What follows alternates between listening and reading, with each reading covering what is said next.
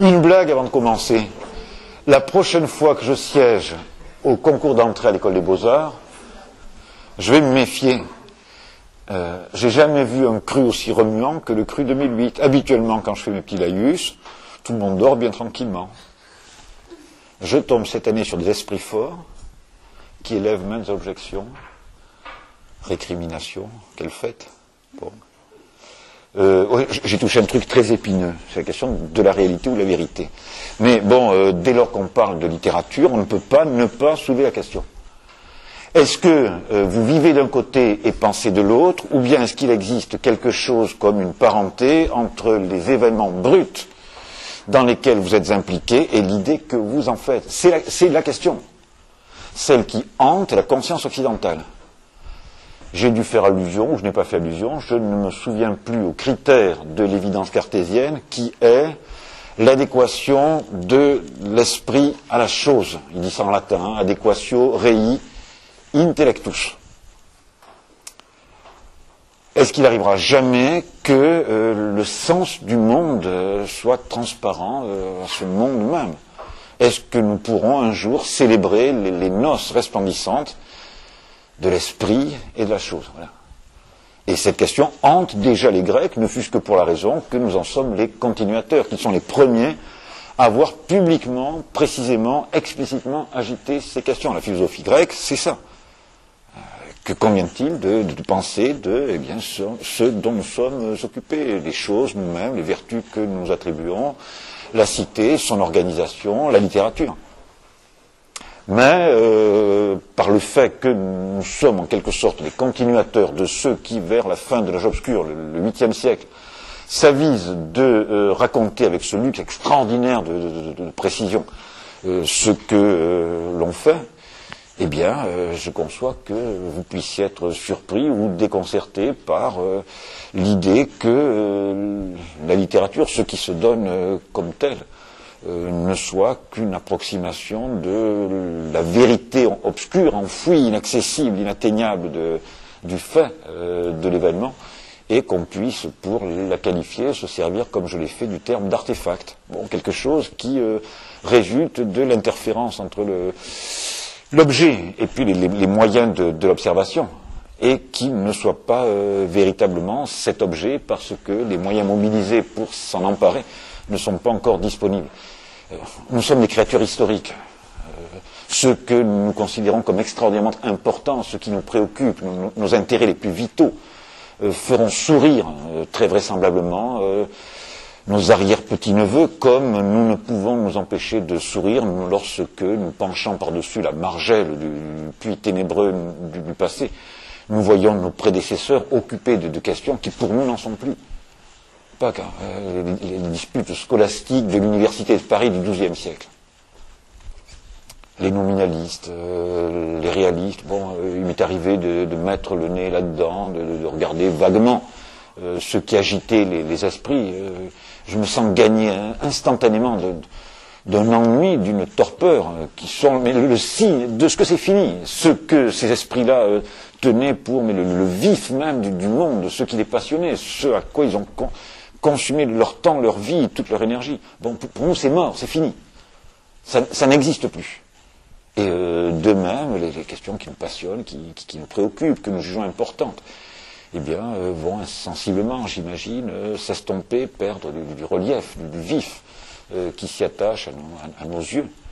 Tandis que quelque chose à quoi nous ne songeons même pas constituera la matière même des discussions qui passionneront, occuperont ceux qui vont nous succéder. Néanmoins, pour en venir à Homère, vous le comprenez parfaitement. Lorsque vous le dites, j'ai lu et relis l'Odyssée avec plaisir. C'est passionnant. On marche, enfin, on navigue dans le sillage de Ulysse, du rusé Ulysse. Les Grecs, la ruse, chez les Grecs, ça s'appelle métis. La métisse. Ulysse n'est pas un colosse, ça n'est pas ni Ajax, qui était le plus beau, le plus puissant de tous les guerriers grecs, ni Achille, qui, vous le savez, était invulnérable, à l'exception de ce talon par lequel sa mère le tenait lorsqu'elle l'avait plongé dans le Cocyte. Bon, c'est un livre extrêmement prenant. On ne cesse de croiser des figures tout à fait intéressantes, des enchanteresses, Circé, des monstres, le cyclope, l'homme le géant qui n'a qu'un seul œil au milieu du crâne. On a compris par la suite quelles étaient les raisons, par exemple, archéologiques, pour lesquelles ces Grecs croyaient en l'existence de géants monoculaires. Ils avaient dû trouver des ossements de mammouth. On exhume partout en Europe des crânes de mammouth. Or, un crâne de mammouth ressemble à peu près à ça.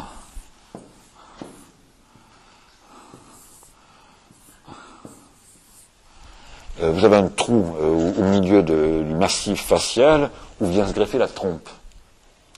On trouve des fémurs colossaux. Un fémur de mammouth, c'est presque aussi grand que moi. Ça fait 20 ou 30 cm de diamètre. Et dans l'ignorance qui était la leur, ces hommes des siècles, des millénaires qui nous précèdent, pensaient avoir exhumé les ossements des géants.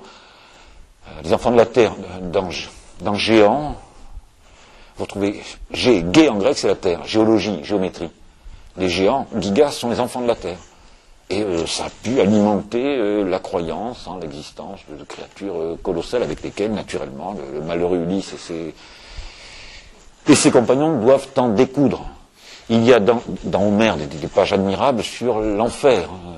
Il descend aux enfers parce qu'il a besoin de recueillir un certain nombre d'éclaircissements auprès de Tirésias, le devin de Thèbes, cet homme qui, vous le savez, avait été homme et puis femme, qui avait été frappé lui aussi de cécité par Héra, la déesse de la beauté, parce qu'il s'était interposé maladroitement dans une discussion qu'elle avait avec Zeus. Et en contrepartie de la peine qui lui était infligée, sa longévité avait été 7 fois celle des hommes et des femmes normaux. Donc Ulysse descend aux enfers et Circé lui a donné la marche à suivre. Elle lui dit, tu vas ouvrir une fosse, tu vas immoler certaines bêtes, tu répandras de l'eau coupée de miel, du lait, et tu égorgeras les bêtes. Et les larves, les morts vont venir à toi pour boire le sang qui s'écoule de la gorge tranchée des bêtes. Et puis, parmi ces ombres, tu reconnaîtras Tirésias. Oui, la première personne que Ulysse reconnaisse, alors que vert de peur, il est penché sur la fosse, c'est un de leurs compagnons qui est tombé du toit de la maison de Circé et qui s'est tué. Et qui, alors même que son cadavre fumant repose encore au pied de la maison, s'est déjà transporté, enfin du moins son ombre, jusque en ce lieu marécageux où les anciens imaginaient que les morts résidaient. C'est un livre magnifique, mais qui porte la marque que j'ai dite de cette division interne des tâches qui a pour effet que l'action et l'expression vont par des voies séparées. Il est merveilleux que ce type de société puisse entretenir. Il faut payer les artistes, c'est des gens qui ne produisent pas. Donc il est merveilleux que ce type de société puisse en permanence fournir de quoi subsister aux spécialistes de l'expression, mais ces spécialistes de l'expression à qui la tâche incombe de se représenter ce que font les agents du temporel ne peuvent pas encore se prendre eux-mêmes pour objet, ni prendre la mesure de ce que leur situation particulière peut avoir d'effet sur la version qu'ils donnent des faits. C'est très tard dans l'histoire de l'Europe occidentale que les écrivains commencent à prendre conscience que la situation d'écrivain se traduit par un certain nombre d'effets pervers qu'il s'agit de corriger en se transportant en pensée. Votre esprit est libre, en lieu et place de ceux qui sont impliqués dans les structures de l'action, et de s'aviser que le monde n'est pas l'étendue plane, isotrope, qu'en ont fait les écrivains d'avant le XXe siècle, mais une sorte de dynamique aux limites de la compréhension, dont l'esprit, lorsqu'il s'en est saisi, peut transcrire les péripéties. Il nous a fallu 3000 ans pour en arriver là. Mais bon, c'est derrière nous, ça y est, c'est fait, c'est acquis. Ce qui viendra demain, je n'en sais rien. Alors, les mauvais esprits du cru de 1008 me disent d'accord, et Socrate. Alors, on me dit voilà. Bon, la littérature et la philosophie sont deux sœurs, ennemies. L'une, c'est la philosophie, bien sûr, est un fagot d'épines. Une cadette épineuse, hargneuse, querelleuse. Les philosophes sont une espèce querelleuse. J'ai des copains philosophes, ils sont merdants, bon, toujours ergoté, jamais content, faisant 1000 questions à quoi on n'a pas fait soi-même réflexion, et dont on s'avise effectivement qu'elles portent condamnation d'un tas de choses qu'on avait dites ingénument et qui prêtent le flanc, qui peuvent enfermer par exemple une contradiction qui entraîne leur ruine. Donc il existe des pré-socratiques, des gens comme Héraclite, là encore c'est comme Aristote, il nous reste quelques fragments. Héraclite est un pré-socratique, 7e siècle, des fulgurations, c'est un esprit très vif, très pénétrant, très querelleur, très agressif. C'est lui qui perçoit le premier avec beaucoup de netteté la fameuse loi du contraste. L'essence des choses, vous le savez, c'est la contradiction. Et Héraclite dit, en passant, ce qui fait la santé, c'est la maladie. Ce qui fait le repos, c'est le travail. Rien ne vaut que pris dans une relation à la fois disjonctive et conjonctive avec son contraire. Bon, il sent cela, il le dit à sa façon pré-philosophique, encore imagée, poétique. C'est une sorte de poésie conceptuelle, ce que les Allemands, décidément, appellent Begriffsdichtung. Begriff, c'est le concept en allemand. Et puis, lorsque la civilisation grecque fleurit, siècle Périclès, 6e siècle, Athènes, 5e siècle. Il monte encore aujourd'hui du 5e siècle grec une lumière merveilleuse.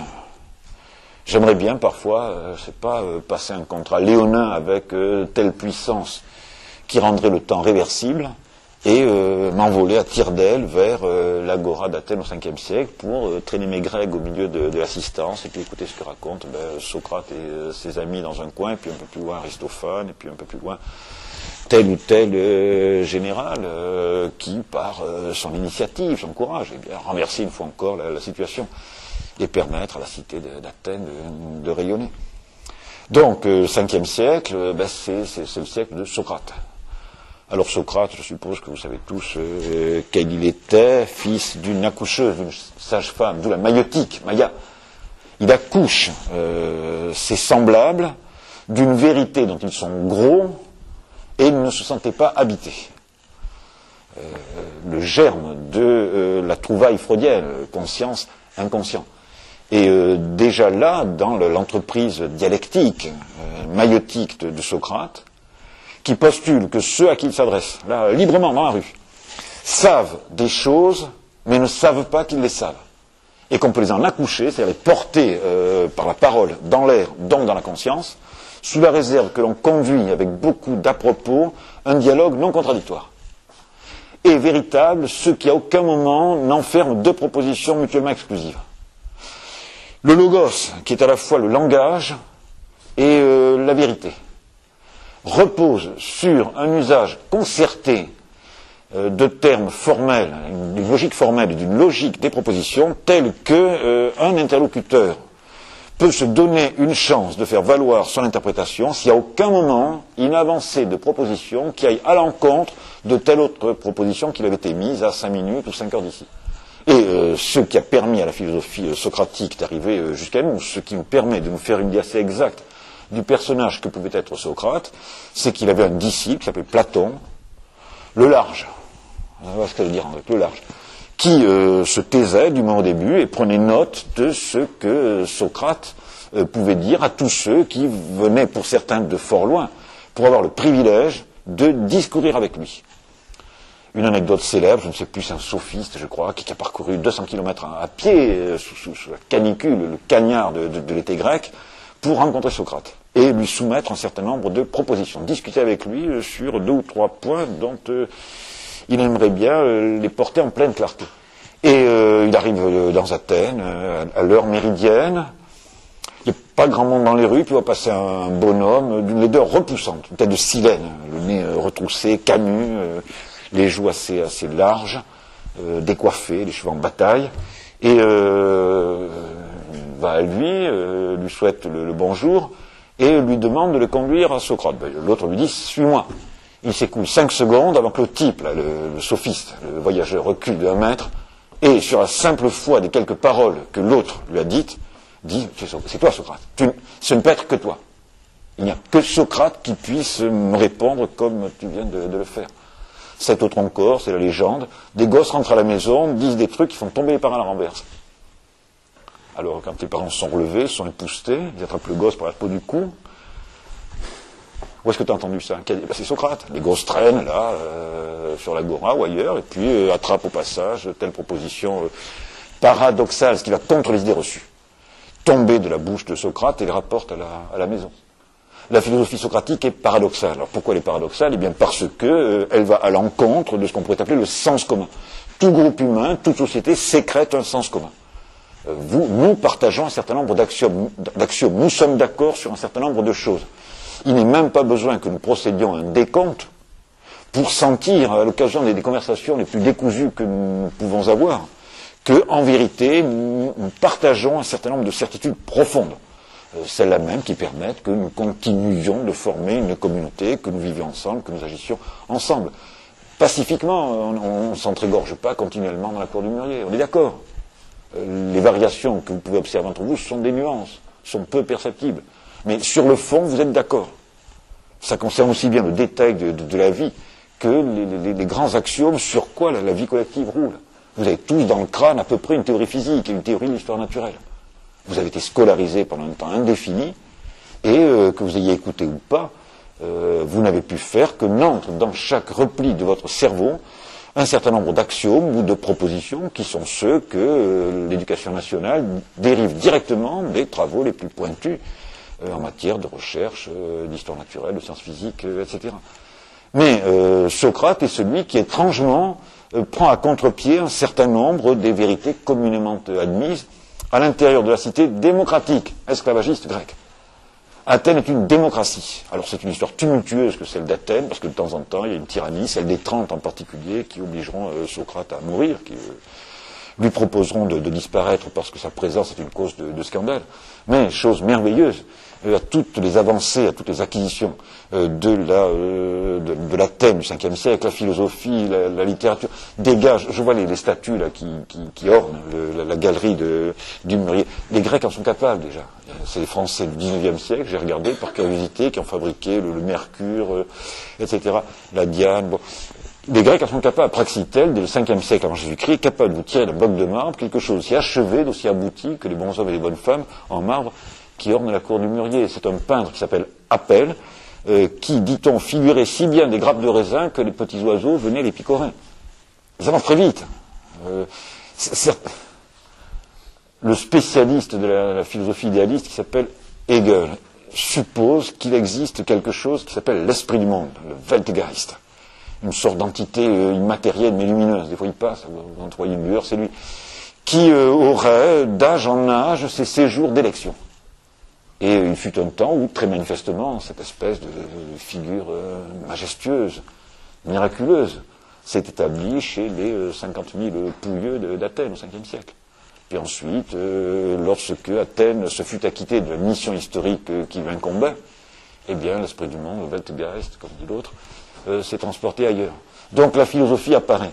De même que je vous ai dit que si il n'était pas au pouvoir des héros, c'est-à-dire de l'aristocratie foncière grecque, de donner une version de ses propres actes parce qu'elle n'avait pas cultivé ce talent, et que donc cette infirmité relative de la littérature tenait au fait que c'était à des marginaux qui était abandonné le soin de porter dans le registre de l'expression l'aventure collective. De même, il faut rapporter la secte ou la caste philosophique à son origine sociale. Or, c'est également des bourgeois ou des aristocrates. Je prends bourgeois non pas au sens actuel du terme, mais au sens purement et simplement d'habitants du bourg. Si vous êtes, je prends l'exemple du Moyen-Âge français, quelques seigneurs fonciers, un baron ou pire encore un marquis. Le mot marquis, c'est le même mot que marge. C'est ceux qui gardent les marges disputées du royaume. C'est une époque de grande insécurité où la chevalerie féodale, l'aristocratie combattante, est aux prises pour la monopolisation du pouvoir, pour la centralisation de la puissance politique. Alors il y a des terres qui sont depuis d'ores et déjà acquises à tel ou tel puissant seigneur, la maison de France, l'île de France, la maison de Bourgogne, Charles le Téméraire. Mais il y a des zones frontalières, des marges qui sont disputées Alors on dit à de jeunes nobles aventureux, eh bien on te nomme marquis de ceci, des Ardennes ou d'ailleurs, et il t'incombera eh bien de veiller à ce qu'elle ne quitte pas notre duché pour passer sous la coupe du puissant rival voisin. Si vous prenez un marquis ou un baron français du XIe siècle, bon, c'est une grosse brute analphabète. Il est dans son château, de temps en temps, bon, il mène une expédition de rapine contre les terres du seigneur voisin. Sinon, eh ben, qu'est-ce qu'il fait? Il chasse.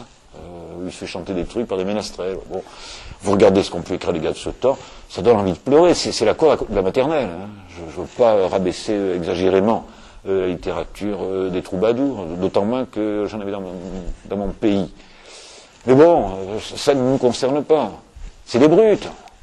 Les formes matérielles, sociales d'existence qu'ils ont dans ces solitudes, à l'abri derrière des murs de 3 mètres d'épaisseur, à surveiller la contrée pour le cas où ils prendraient fantaisie à un voisin de marcher en armes sur eux, ne facilitent pas eh bien, la vie de l'esprit. Inversement, lorsque sont réalisées certaines conditions de densité démographique, lorsque vous avez 40, 50 000 personnes réunies dans un lieu relativement étroit, alors le jeu des échanges, la mutuelle polissure des uns par les autres et des autres par les uns, facilite, permet la formation de corporations savantes. La philosophie naît de cela. Athènes s'est constituée, elle mène bien sûr toujours une politique de rivalité aiguë avec Lacédémone, Sparte. Mais il existe une vie sociale intense à Athènes, avec une bourgeoisie qui est d'ailleurs souvent une bourgeoisie foncière, c'est-à-dire des gens qui possèdent des terres sur lesquelles ils font travailler des esclaves, et qui vivent à la ville, ça se pratique beaucoup, ça s'est beaucoup pratiqué en France, ça se pratique peut-être encore, où ils dilapident le surplus engendré par l'exploitation de la main-d'œuvre servile. Ce qu'on appelait en France l'aristocratie, celle qui avait son séjour, sa résidence dans le faubourg Saint-Germain, là à côté.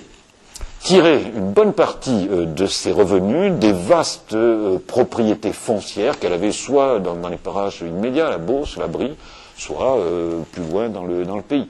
On vit du travail de la terre, soit qu'elle soit exploitée par des esclaves, soit par des manants, mais on vit à la ville, parce que la ville est un séjour autrement délicieux que les tristes masures ou les sombres forteresses, qui sont à l'origine la résidence de la caste seigneuriale, de la fraction dominante de toutes ces sociétés esclavagistes, soit antiques, soit féodales. Donc, il existe un groupe, une caste belliqueuse, c'est les propriétaires fonciers qui, le cas échéant, mettent l'épée à la main. Socrate a combattu. Socrate n'était pas seulement courageux sur le terrain des idées, il n'était pas prêt à exposer la chair même de son âme au coup que voudrait lui porter tel ou tel rhéteur, sophiste. Il avait, dans sa jeunesse, et par la suite encore, combattu physiquement. Il était à la bataille de Potidée, lui seul avait survécu de tout son groupe. La phalange à laquelle il a parti est exterminée, tous ses copains sont tués, sauf lui. Et il survit parce qu'il est philosophe. Et qui se dit, si au lieu de fuir, d'abandonner tout et de fuir, je combats en reculant pied à pied, les gars qui viennent en face, ils m'éviteront. Alors que tous mes copains qui ont commis l'erreur philosophique, eh bien, de fuir, ceux-là, en voulant sortir de la gueule du loup, se jetteront dedans et seront exterminés. Ce qui est le cas. Lui seul survit parce qu'il n'a pas abandonné ses armes. Et ceux qui venaient en face, l'évitaient. Celui-là, il résiste, bon, on ne va pas aller le chercher. Alors que ceux qui ont tout abandonné, là, qui nous présentent leurs omoplates, ceux-là, on ne va pas les rater, et ils ne les ont pas ratés. Donc, la philosophie apparaît. Un groupe de gens dont la subsistance est assurée par le travail servile se réunit. Platon a acheté le jardin d'un type qui s'appelait Académos. D'où l'académie, celui que porte encore à 150 mètres d'ici, le bâtiment qui a une coupole dessus, et dedans les 40 mecs qui ont l'esprit comme 4, voilà. Donc, ces gars-là se réunissent et commencent à agiter, en termes explicites, des questions qui, pour la première fois, deviennent apparentes aux yeux de l'espèce pensive. Si certaines conditions démographiques, sociales, politiques ne sont pas réunies, vous ne verrez jamais apparaître ce discours de l'ordre le plus général qui soit et qu'on appelle la philosophie. Mais, s'il existe une ville, c'est le cas, Athènes, avec à l'intérieur de cette ville une caste qui refuse les facilités ou les mollesses de l'honneur social et qui met à profit ce loisir, scolé André, ce qu'a donné l'école, c'est le loisir, qui va employer ce loisir pour la première fois à agiter les questions dernières sur le sens du monde. Le sens du monde, dès ce temps, est aux mains de deux confréries rivales, les écrivains et les philosophes. Les écrivains se tiennent plus près de ce qu'on pourrait appeler l'attitude naturelle, le monde réel. Les philosophes sont ces esprits téméraires qui quittent en quelque sorte le sol positif de l'existence pour s'acheminer comme à reculons, ou par lévitation, ou par ascension, vers le système catégoriel, dont, dans leur orgueil philosophique, ils supposent que se déduit le monde empirique.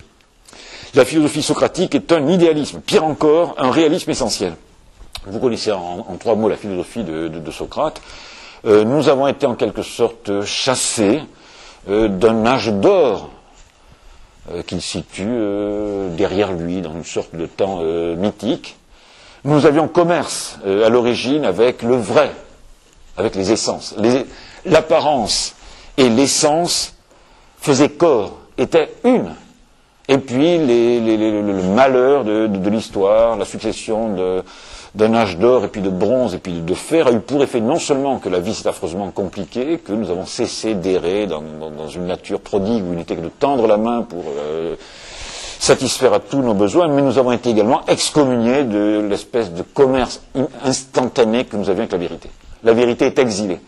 C'est le fameux mythe de la caverne. Il imagine, Socrate, que tous les hommes sont enfermés dans un lieu obscur, tournés vers le fond, avec dans leur dos la lumière frisante du soleil qui projette comme sur un écran de cinéma, c'est-à-dire même la paroi de rocher, le spectacle véritable qui se passe dehors, à leur insu, dans leur dos.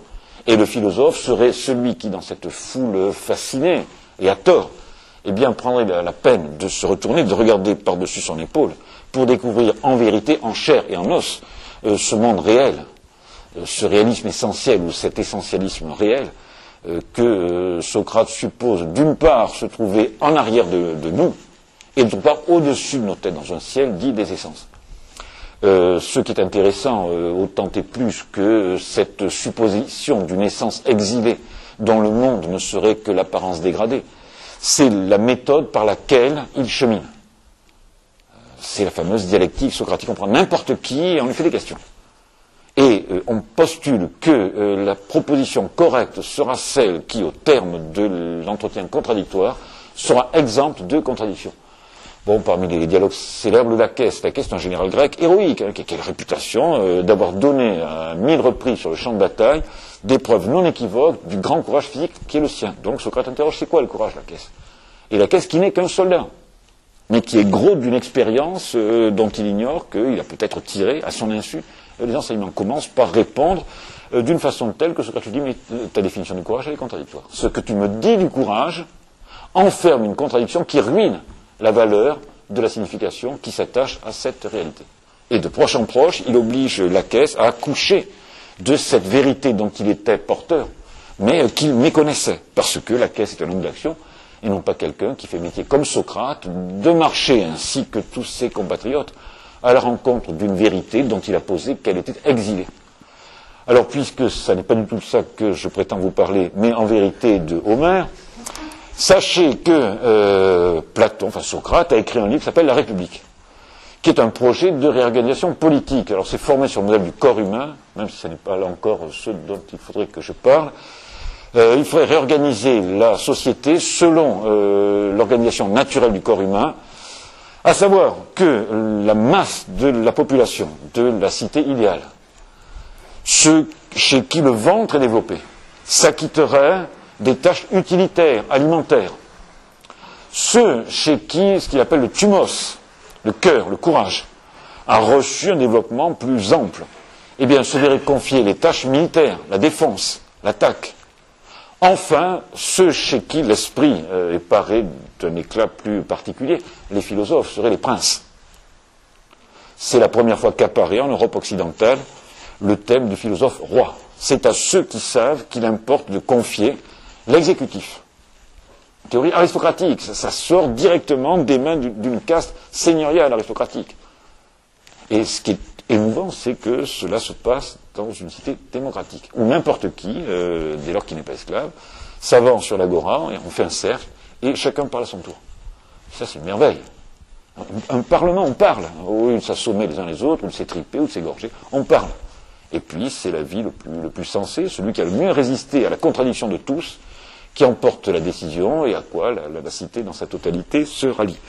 Et le moment vient où se pose la question des arts en général et de la littérature en particulier. Et c'est là que tombe de la bouche de Socrate ce réquisitoire qui fait dresser le poil sur la tête.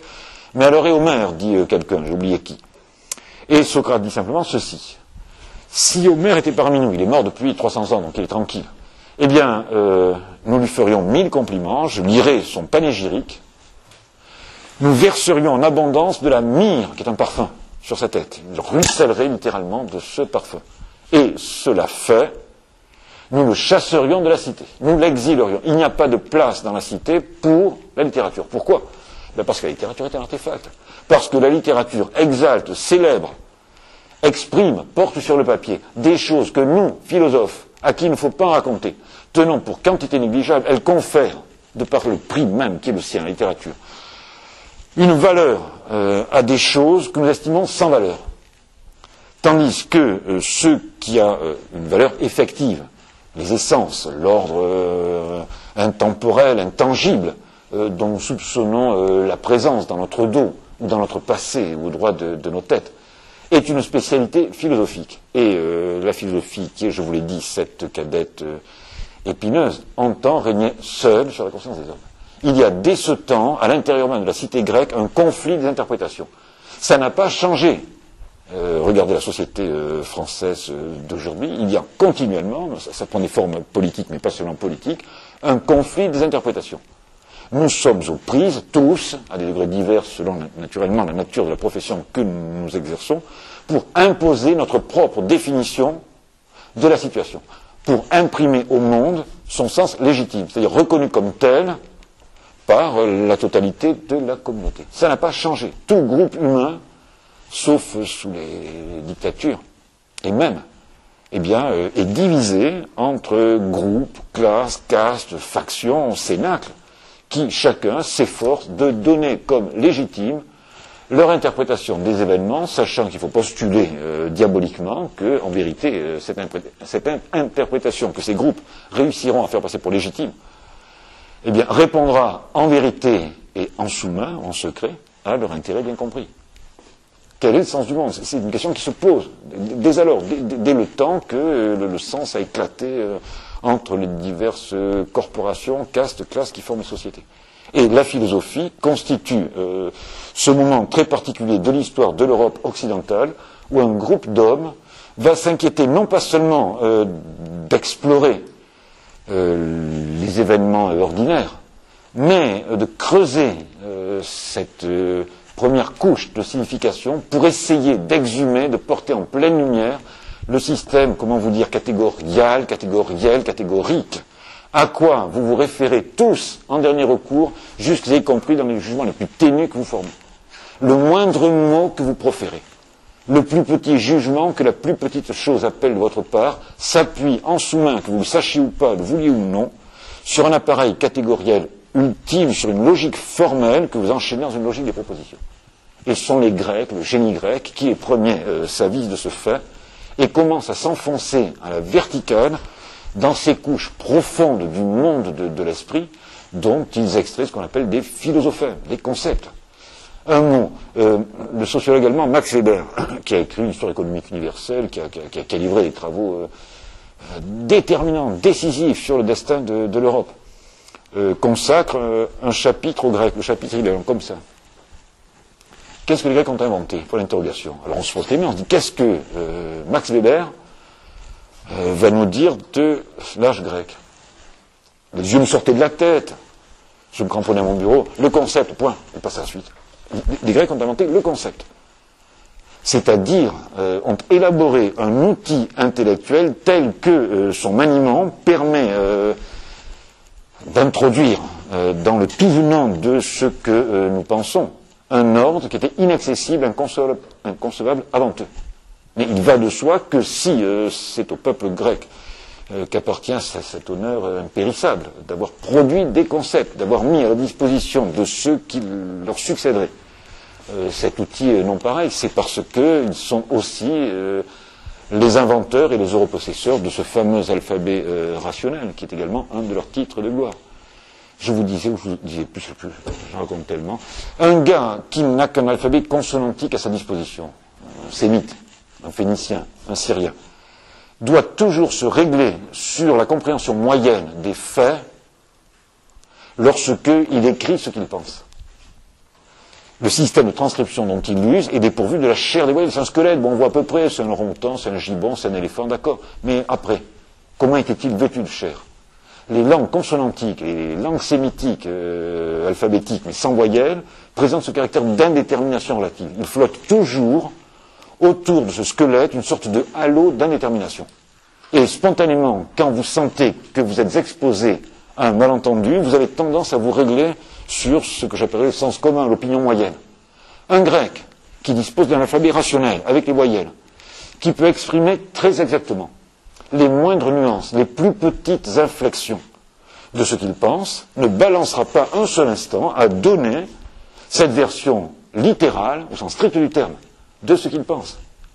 L'alphabet, la technologie de l'intellect qui constitue un alphabet vocalique, lui permet d'aller aussi loin qu'il est permis dans l'expression la plus exacte de ce qu'il a pensé. Et je pense que cette technologie qui est à la disposition de tous, 26 caractères en 6 mois, ça y est, il savirait écrire, explique dans une assez large mesure l'avancée extraordinaire que les Grecs ont réalisée à partir de 500 avant notre ère. Voilà. La preuve en serait, je vous l'ai dit, je le répète, vous demeurez grec, vos chaînes d'appréciation, de perception, de compréhension demeurent grecques. Et ça n'est pas parce qu'Albert Einstein a ébranlé les deux concepts aristotéliciens de l'espace et du temps que, disons, la mécanique classique, celle que Newton n'a pas achevée, n'en continue pas moins d'expliquer ce qui vous arrive dans l'espace physique. Vous êtes grec sous ce rapport, il n'y a plus eu de rupture après. Il ne s'est rien passé qui oblige les descendants que nous sommes à soumettre à une réévaluation pleine et entière ce qui nous avait légué. Quand vous racontez un copain, une copine dans un wagon de métro, dans la cour, dans l'escalier, n'importe où, le soir, le matin, ce qui lui est arrivé, votre récit est homérique.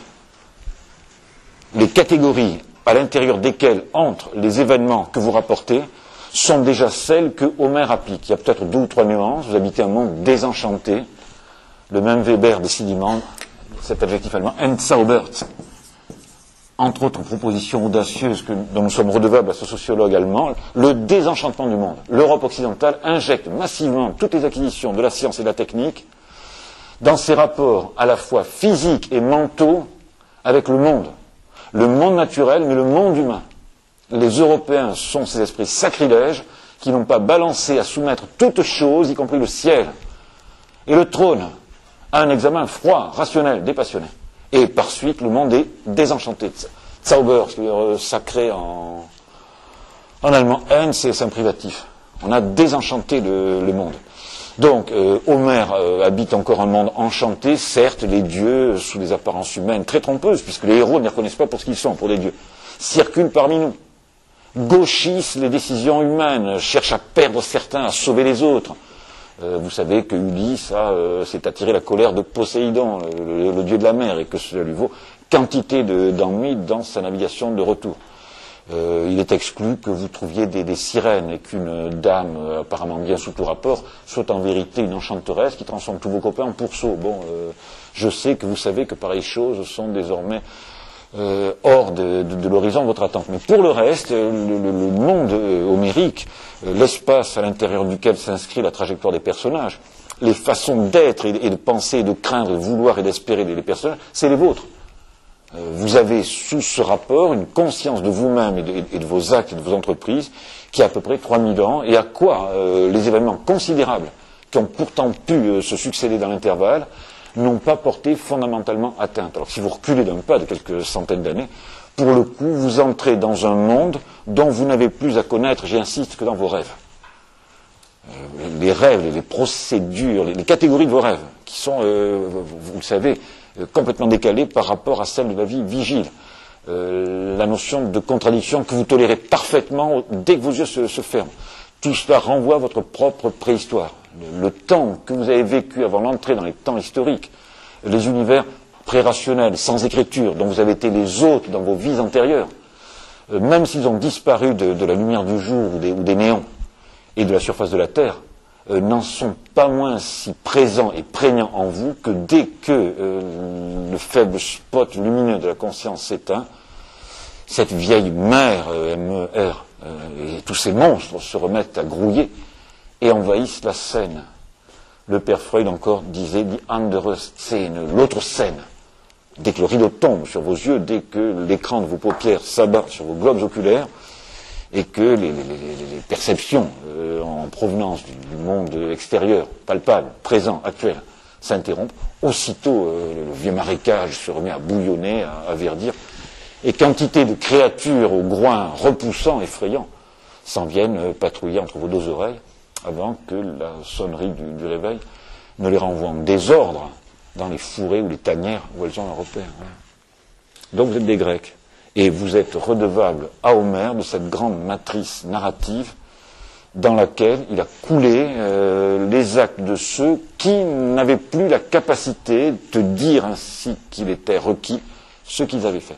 C'est un infirme. Je vais passer mon temps jusqu'au printemps prochain à insister sur le fait que la littérature, qui est restée pendant très longtemps le mode privilégié d'expression des sociétés occidentales, que la littérature est sortie invariablement des côtés, des coins un peu obscurs, un peu perdus, où des hommes diminués d'une façon ou d'une autre, des réprouvés ou alors des rebelles. Les deux, ou bien ils ont été chassés par la communauté, ne fût-ce que pour des raisons de fait, t'es un aveugle, tu sers à rien, barre-toi. Enfin. Ou alors des gars qui, parce qu'ils ne partagent pas plus les convictions, les axiomes du sens commun, de la communauté d'appartenance, eh bien tirent de cette espèce de sécession dans laquelle ils sont entrés, des significations qui, certes, étaient là présentes, mais qui échappaient parce qu'elles étaient redoutables, eh bien, à la communauté de pensée et d'action à laquelle ces gars appartenaient. C'est une constante. Sans arrêt, à travers les siècles, vous voyez sortir d'endroits où on ne les attend pas, des gens qui diffèrent du commun des mortels par un certain nombre de dispositions physiques ou intellectuelles.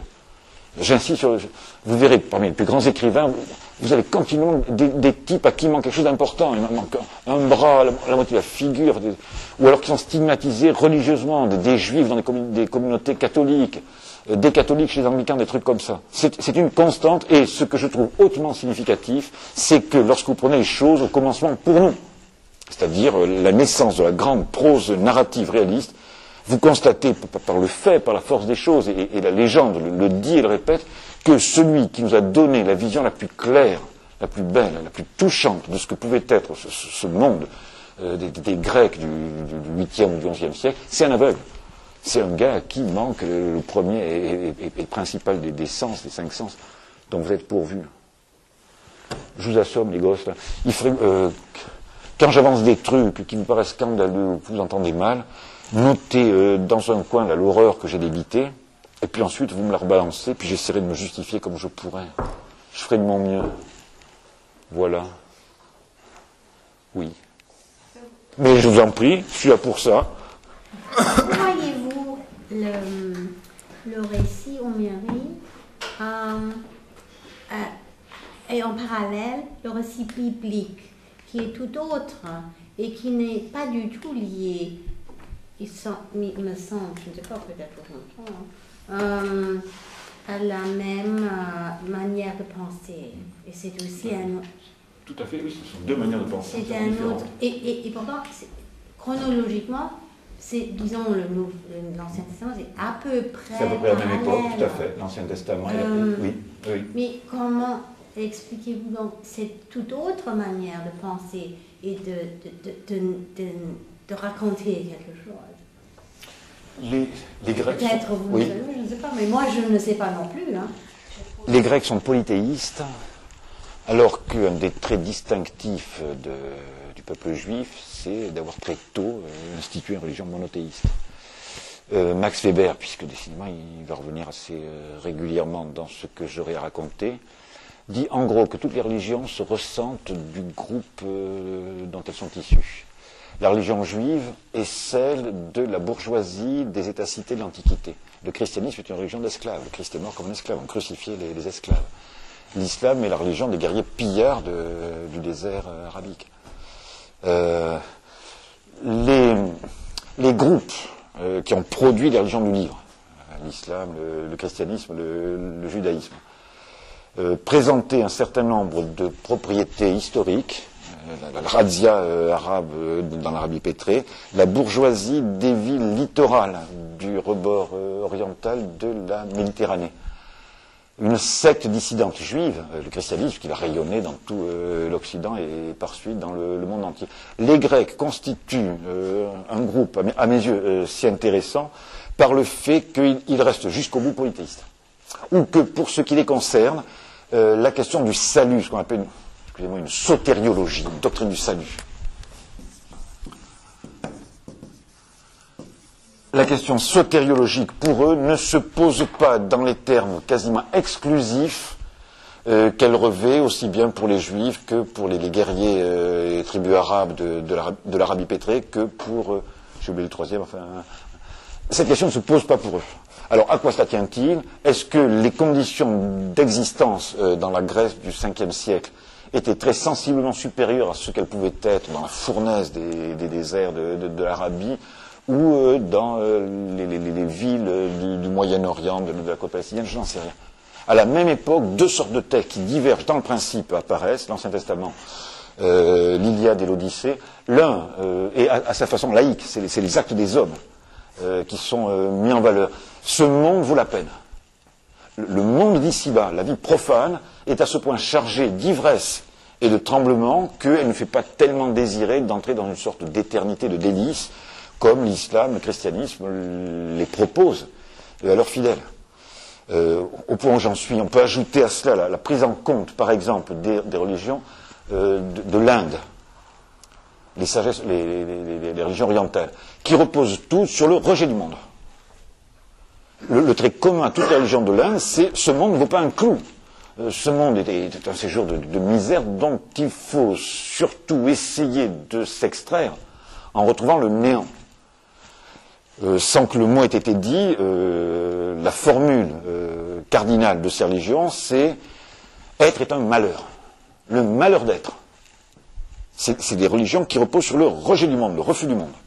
Les grandes religions du livre, le christianisme, l'islam, le judaïsme, tiennent que cette vallée de larmes rend hautement désirable d'accéder à une sorte d'éternité de délices qui succédera à notre mort physique. Les Grecs, pour des raisons que je ne m'explique pas tellement bien, auxquelles en vérité je n'ai pas réflexion, tiennent que ce monde est un îlot de félicité, de joie, drue, forte, belle. Et donc ne s'inquiètent pas de faire réflexion à leur salut et d'échafauder à partir du polythéisme de leur panthéon un monothéisme. La Grèce a suivi un chemin très particulier. Et la civilisation occidentale, à un moment donné, se trouve à la fois l'héritière de l'âge grec et du judaïsme. Tout le Moyen-Âge s'explique par le commerce plus ou moins instable entre deux traditions violemment antithétiques. D'un côté, la mystique juive, la religion chrétienne, et puis de l'autre côté, le poids écrasant de la philosophie aristotélicienne et de ce qui a pu, par les Arabes, nous parvenir de la philosophie grecque. Mais il y a là une divergence, je dirais, de fond axiomatique.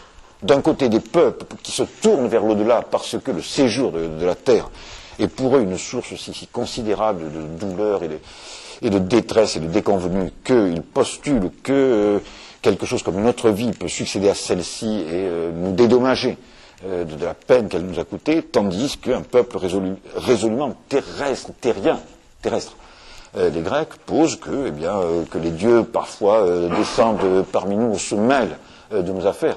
Il n'en demeure pas moins que notre affaire, c'est ici, c'est maintenant.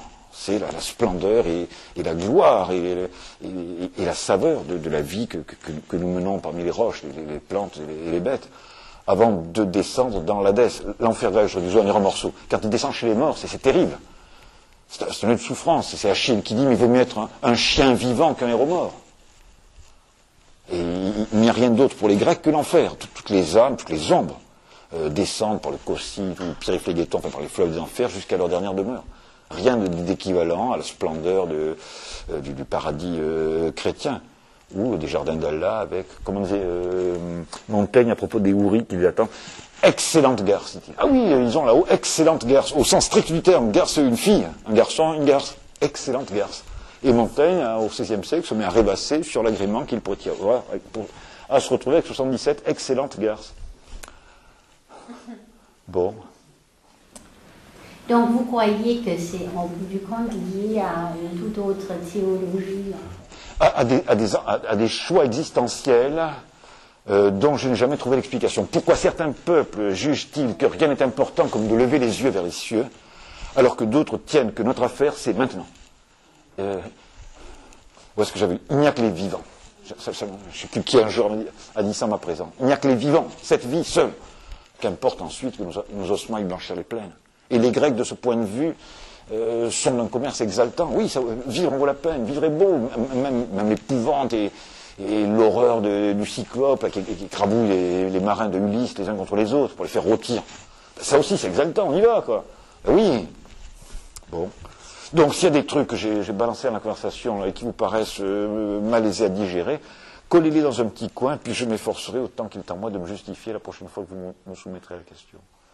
Ben, je vous souhaite une bonne soirée, les gars.